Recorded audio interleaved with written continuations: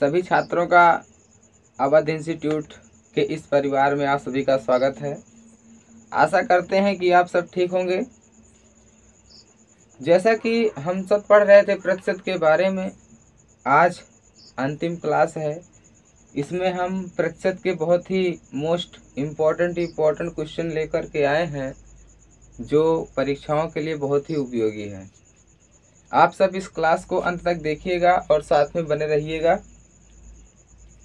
जैसा कि आप देखिएगा, पहली सवाल है, कह रहा है आम के मूल्य में 15% की कमी हो जाने पर, आम के मूल्य में 15% की कमी हो जाने पर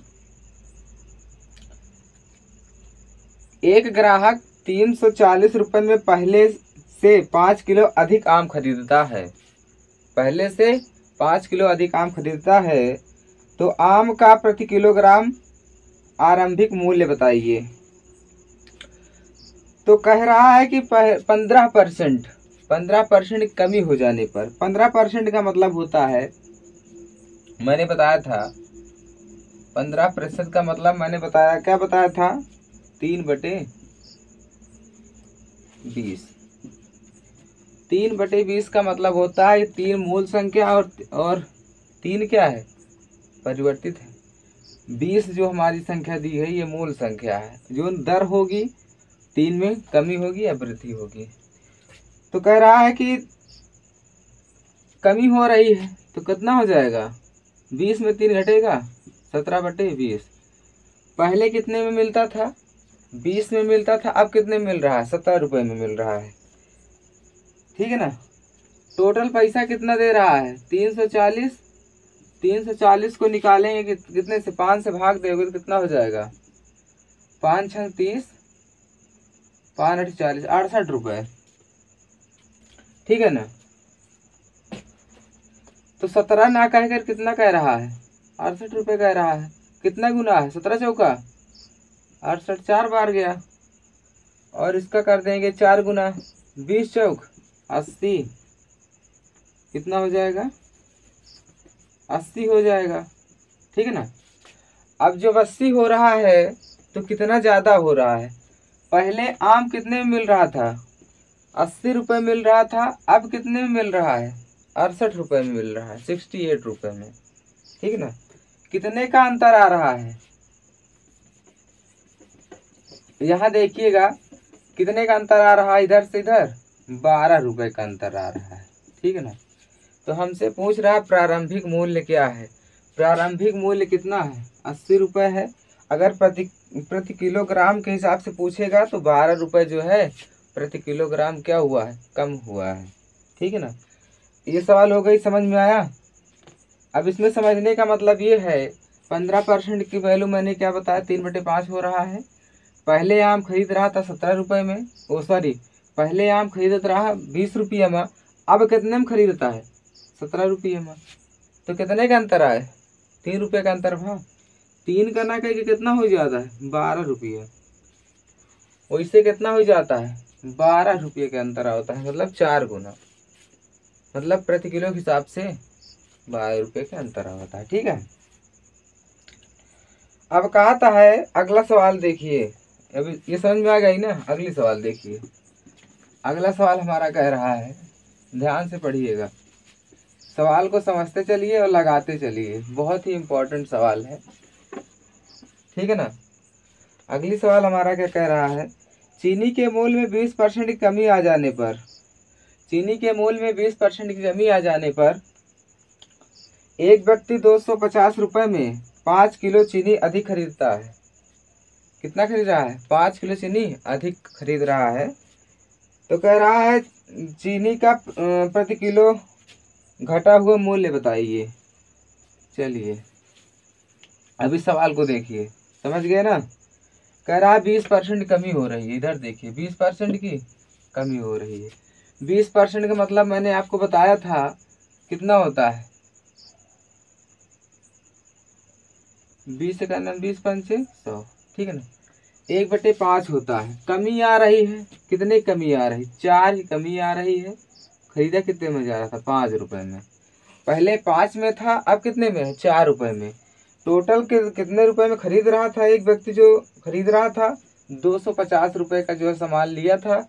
अब वो क्या किया था, अब उसी में एडजस्ट करना है कि अगर कम पा गया, जैसे दाम बढ़ा था तब भी इतना रुपए दे रहा था, अब दाम घट गया तब भी जो है इतना रुपए ही दे रहा है। अब उसी में कह रहा है कि हमारा घटा हुआ मूल्य बता दीजिए कि हमारा प्रति किलो मैंने कितना सस्ते में मिला है हमको, ठीक है ना। कितने रुपए प्रति किलो के हिसाब से ले रहा था, 5 रुपये प्रति किलो के हिसाब से, कितना हो जाएगा 25 50 रुपया, ठीक है ना। तो पहले कितने में लाता था, 50 रुपए में, कितने का कै गुना 50। उसी प्रकार से अब जो खरीद रहा सस्ता क्या है, इसी के 10 गुना, कितना हो जाएगा, अब इसका 10 गुना निकालेंगे तो कितना हो जाएगा, 10 चौक 40 रुपए। पहले लाता था 50 रुपए में, जब उसका दाम सस्ता हुआ तो कितने में ला लिए, 40 रुपए में। अब अंतर कितने का आया इधर से, 10 रुपए का। 10 रुपया क्या हुआ, प्रति किलोग्राम वृद्धि हुई है, तो हो जाएगा आंसर। जो पैसा घटा हुआ है हमारा प्रति किलोग्राम के हिसाब से 10 रुपए कम हुआ है, ठीक है ना। आशा करते हैं कि सवाल समझ में आ गई होगी, क्योंकि कारण ये है कि मैं जो है आपको जो सवालें बताऊंगा केवल इसी माध्यम से मैं बताऊंगा और इसी माध्यम से आपको लगाना है।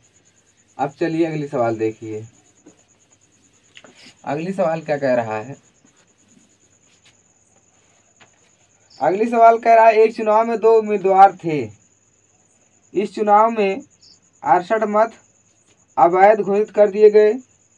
जीतने वाले उम्मीदवार ने 52% मत प्राप्त किया। वह 98 मतों से जीता। तो चुनाव में कितने मतों का प्रयोग किया गया था। अब ये सवाल थी, इसको आप समझ लीजिए। कहने का मतलब ये है पराजित उम्मीदवार कितने थे, जीतने वाले उम्मीदवार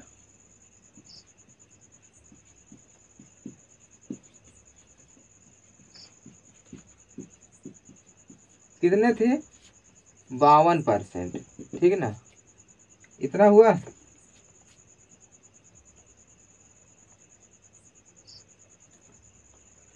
तो कितना हो जाएगा, 52 है।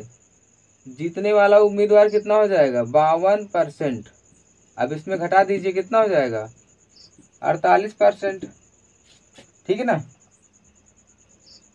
अब जो है देखिएगा, टोटल उम्मीदवार कितने थे, 100 थे।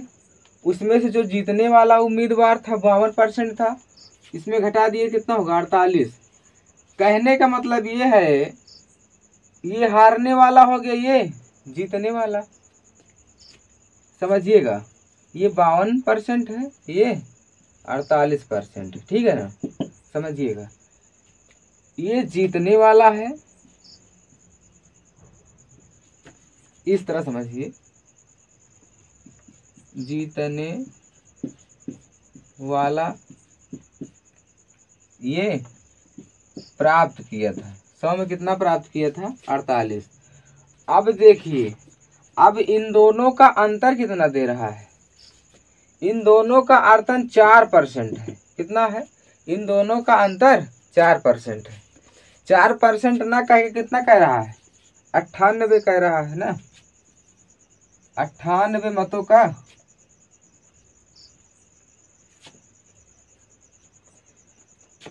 एक उम्मीदवार 48% पाया और एक 52। अब इन दोनों का अंतर लेंगे तो कितना होगा, 4%। तो जीतने वाला जो उम्मीदवार था वो 98 मत जो है अधिक प्राप्त किया था। कितना प्राप्त किया था, यहाँ से निकालेंगे। अब 42 से कितना ज्यादा है, 52, 4% ज्यादा है।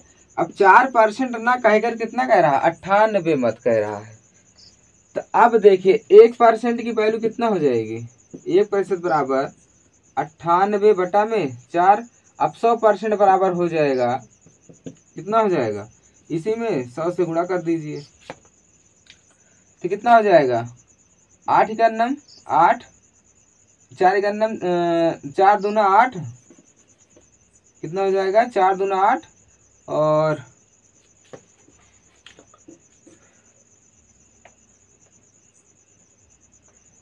जब आप इसको हल करेंगे कितना हो जाएगा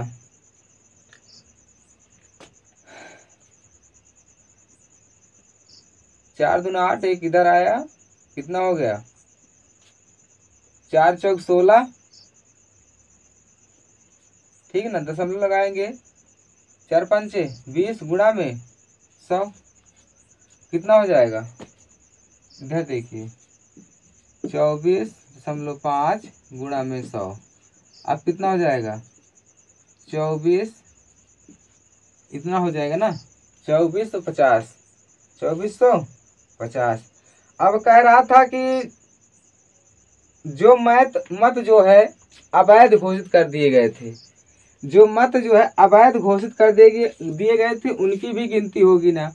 टोटल मतलब है बताना था कि टोटल उम्मीदवार कितने थे। अब टोटल उम्मीदवार जब इसमें 68 नंबर जोड़ देंगे कितना हो जाएगा 8 और 6 5 11, 4 1 5, और ये हो जाएगा आंसर, ठीक है ना। ये थी सवाल। कहने का मतलब ये है जो उम्मीदवार जीते थे वो 52% थे। अब इसमें हमने घटा लिया, जब 52 में जो है 100 में मैं 52 घटा लिया तो 48% क्या थे, ये सब हारे हुए उम्मीदवार थे, ठीक ना। उसके बाद हारे वाले उम्मीदवार और जीतने वाले उम्मीदवार से कितना अंतर है, 4 है भाई, 4%। अगर ये भी पा जाता 48 में अगर 4 जोड़ देते तो 52 हो जाता ना, दोनों बराबर हो जाते। बराबर ना कह करके 4 आ जाता है, 4 ज्यादा है 4%, तो 4% की वैल्यू मुझे कितना दिया था 98 दिया गया था। तो 100% बराबर कितना हो जाएगा 98/4 हो जाएगा, गुणा में 100 हो जाएगी जब इसको हल करेंगे। उसके बाद कह रहा था कि 68 जो मत हैं वो अवैध थे, क्योंकि गिनती हमें पूरे की करनी है, इसलिए इसमें हमने जोड़ दिया। तो जीतने वाले उम्मीदवार मतलब टोटल मतों का कितना प्रयोग किया गया था 2518, इतना टोटल मत का प्रयोग किया गया था इस सवाल में, ठीक है ना। अब समझ में आया कि ये सवाल कह क्या रहा था। चलो आगे देखते हैं सवाल को। अगला सवाल समझिएगा, बहुत ही आसान सवाल थी, थोड़ा दिमाग लगाना था इसमें क्या कह रहा था, ठीक है ना। सवालों को लगाओगे तभी समझ में आएगा। अगला सवाल देखिएगा क्या कह रहा है। कह रहा है एक चुनाव में 2 उम्मीदवार थे, ठीक है ना।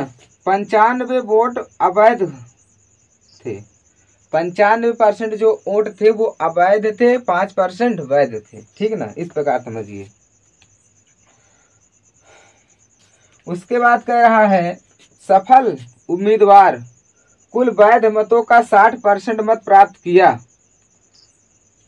और 684 मतों से चुनाव जीत लिया, तो वैध मतों की संख्या बताना है, ठीक है ना। अब इसमें क्या कह रहा है, वैध मतों की संख्या बता रहा है। सवाल समझ में आई, सवाल को नोट कर लीजिए। अब कह रहा है 95%, कितना 95% क्या थे, अवैध वोट पड़ गए थे उसमें चुनाव में। अब इसका 60% मत, ठीक है ना। अब इसका 60% जब आप निकालोगे 95 का 60% कितना हो जाएगा, परसेंट हटाकर 100 से भाग कर दो, 0 0 कटेगा, 19 और 5 दूना 10, 2 3 6, 19 3 57, कितना हो जाएगा 57%। इतना समझ में आया। जो 57% मत है ये वैध है, क्या है, वैध मत है, और जो 95% मत है ये अवैध है। अब इन दोनों का अंतर लेंगे कितना हो जाएगा, इन दोनों का अंतर 38 आएगा, ठीक है ना।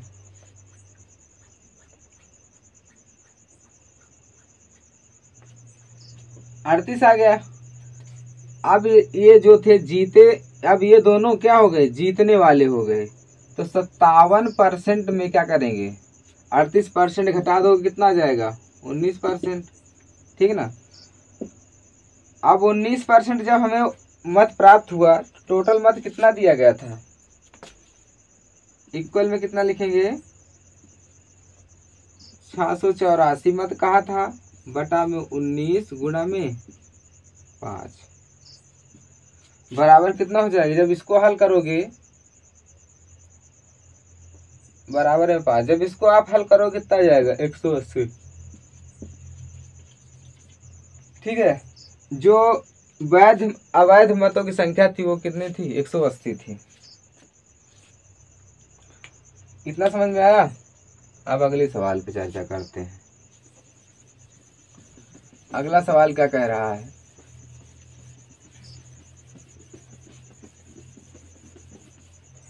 कह रहा है एक छात्र को परीक्षा में उत्तीर्ण होने के लिए 40% अंक लाने थे, उसने 178 अंक लाया लेकिन 22 अंकों से अनुत्तीर्ण घोषित कर दिया गया। तो बताइए कि परीक्षा में कुल कितने अंकों का कितने अंक हैं। देखिए कह रहा है 40% मत, क्या है, 40% अंक लाने थे लेकिन 178 रन लाया, मतलब जो उसकी रैंक थी 178 थी। अगर वो 22 मतलब 22 अंक और पा जाता तो वो क्या होता, पास हो जाता, ठीक है। अब इसको जोड़ लीजिए, 10 7 2 9 1 10 1 1 2, 40% की जो वैल्यू दे रहा है 200 दे रहा है, तो 100% की वैल्यू कितना हो जाएगी, 1% बराबर 200 बटा में और इतना हो गया 40। अब 100% बराबर कितना हो जाएगा, 100% बराबर 200 गुणा में 100 भागे 40, 1 0 से 1 0 कटा, 4 पंचे 20, उसके बाद 2 0, जो पूर्णांक था 500 अंक था, ठीक है। समझ में आया, नॉर्मल क्वेश्चन था। चलिए और आगे एक सवाल पे चर्चा करते हैं, अगली सवाल, ठीक है ना। अगला सवाल क्या कह रहा है, कह रहा है एक परीक्षा में एक विद्यार्थी ने 30% अंक प्राप्त किया तथा 60 अंकों से अनुत्तीर्ण रहा। इसकी परीक्षा में दूसरे विद्यार्थी ने 42 अंक प्राप्त किए तथा उत्तीर्ण होने से के लिए न्यूनतम अंकों से 24 अंक कम प्राप्त किया, तो उत्तीर्ण होने के लिए न्यूनतम अंक क्या हैं, ये सवाल है ना। अब इसको समझिएगा, ठीक है ना। पहले कह रहा है कि 42% अंक लाने थे, तब तो वो पास हो जाता, और उसके बाद -30%, जब इसका अंतर लेंगे तो कितना आ जाएगा, 12%, और उसके बाद कितना अंक लाना था, 60 अंकों से, कितना था, 60 अंकों से अनुत्तीर्ण था। अगर 60 से थोड़ा और पा जाता तो जो है उत्तीर्ण हो जाता। अगर इसमें 24 जोड़ देते तब क्या होता है, जोड़ने पर उत्तीर्ण हो जाएंगे, 4 और 8, 12% की वैल्यू कितना हो जा रही, 84। अब 1% बराबर कितना हो जाएगा, 84 बटा में 12 गुणा में है तो भाग में, ठीक है। उसके बाद 100% बराबर कितना हो जाएगा, 100% बराबर यहाँ हो जाएगा 100, ठीक है ना। 12 सतह कितना होता है, 84, यहाँ 7 आएंगे तो ये गुणा 700 होगा। अब जो है 700 अंक था, अब उसमें से 30% अंक हमें निकालना है। अब इसका 30% कितना हो जाएगा, 2 0 कैंसिल, 3 सते 21, कितना हो गया 21 हो गया। अब प्लस 60 अंक और कम थे, इन 60 को जोड़ देंगे तो 0 6 1 7 और 2, ये हो जाएगा आंसर। इस प्रकार के सवालों को हम इस प्रकार से लगाते हैं, ठीक ना, समझ में आया। चलिए अब जो ना समझ में आया हो क्लास को आप दोबारा देख लीजिएगा, और इसी के साथ हम इस क्लास को यहाँ पर समाप्त करते हैं। आज से जो है यूपी प्लस पुलिस में जितने भी क्वेश्चन पूछे जाते थे मैथ के प्रतिशत में, उन सब मैथ के सवालों पे हमने चर्चा कर ली है। अब जो है अगला जो हमारा चैप्टर होगा वो होगा प्रॉफिट एंड लॉस, मतलब लाभ और हानि, उसके बारे में हम सब पढ़ेंगे। और इसी के साथ इस क्लास को समाप्त करते हैं। अब मिलेंगे अगली क्लास में। जय हिंद।